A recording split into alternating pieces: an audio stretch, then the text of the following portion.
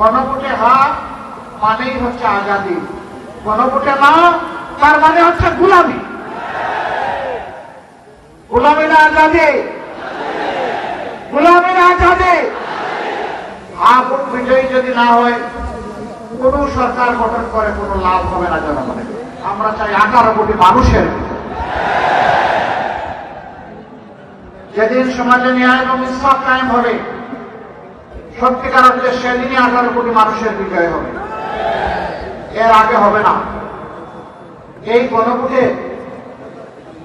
বাহ্যিকভাবে যাই ওই ভিতরে ভিতরে কেউ না খুশ। এই গণভোট হলে আর ফ্যাসিবাদী কায়দায় দেশের শাসন শাসন চালানো যাবে না। এই গণভোট হলে জনগণের সম্পদের উপর হাত দেওয়া যাবে না।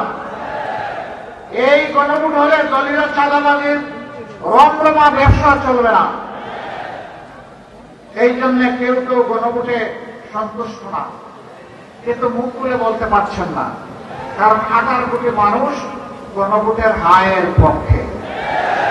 18 কোটি মানুষ এখন পরিবর্তন দেখতে চায়, পুরোনো ব্যবস্থায় আর ফিরে যেতে চায় না। গণভোটে হ্যাঁ মানেই হচ্ছে আজাদি, গণভোটে না তার মানে হচ্ছে গোলামি।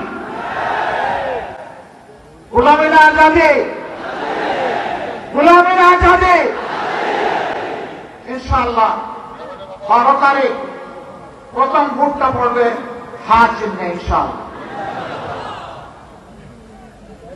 হ্যাঁ ভোট যদি বিজয়ী হয় বাংলাদেশ জিতে যাবে।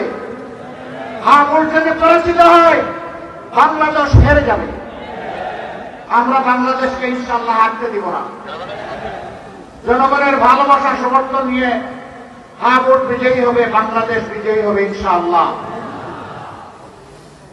দ্বিতীয় ভোটটি হচ্ছে সরকার গঠনের জন্য সমর্থন জানানো। হ্যাঁ ভোট বিজয়ী যদি না হয় কোন সরকার গঠন করে কোনো লাভ হবে না জনগণের।